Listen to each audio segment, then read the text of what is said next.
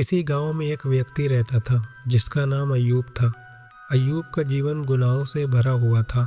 وہ جھوٹ بولتا، دھوکہ دیتا اور حرام چیزوں میں لپت رہتا تھا۔ اس کے گناہوں کے کارن لوگ اس سے دور رہتے تھے، لیکن اسے اپنے کرموں کا کوئی افسوس نہیں تھا۔ ایک دن گاؤں میں ایک عالم آئے۔ انہوں نے جمعہ کی نماز کے بعد ایک خطبہ دیا اور بتایا، اللہ رحمان اور رحیم ہے۔ اگر کوئی انسان سچے دل سے توبہ کرے اور اپنے گناہوں کو چھوڑ دے تو اللہ اسے معاف کر دیتا ہے۔ انہوں نے حدیث کا حوالہ دیا، ہر بندہ جو توبہ کرتا ہے اللہ اس کے توبہ قبول کرتا ہے، چاہے اس کے گناہ پہاڑوں جتنے بڑے کیوں نہ ہو۔ ایوب نے یہ خطبہ سنا اور اس کا دل پگھل گیا۔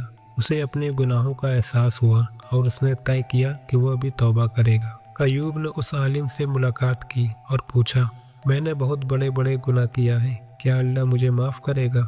عالم نے قرآن سے آیت پڑھی، اے میرے بندو، جنہوں نے اپنے اوپر ظلم کیا ہے اللہ کی رحمت سے مایوس نہ ہو، اللہ سارے گناہ معاف کر دیتا ہے۔ عالم نے کہا، توبہ کے لیے 3 شرطیں ہیں۔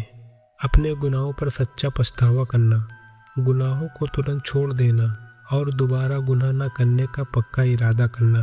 ایوب نے یہ شرط مان لی اور سچے دل سے توبہ کی۔ ایوب نے اپنے گناہوں کو چھوڑ دیا۔ اس نے جن سے دھوکہ کیا تھا ان سے معافی مانگی، ان سے ایمانداری سے زندگی جینے کا فیصلہ کیا اور نماز پڑھنا شروع کر دیا۔ دھیرے دھیرے وہ ایک نیک انسان بن گیا۔ لوگ جو کبھی اس سے دور بھاگتے تھے اب اس کی تعریف کرنے لگے۔ کچھ سمے بعد ایوب حج کے لیے مکہ گیا۔ اس نے کعبہ کے سامنے اللہ سے دعا کی اور کہا، اے اللہ مجھے معاف کر دے اور مجھے سیدھا راستہ دکھا۔ اس کی آنکھوں سے آنسو بہہ رہے تھے۔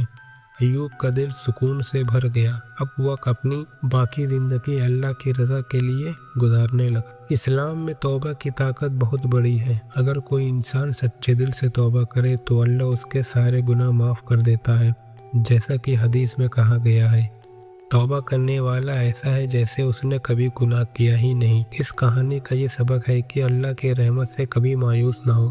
سچی توبہ انسان کا نہ کیول دین سدھارتی ہے بلکہ اس کا پورا جیون بدل دیتی ہے۔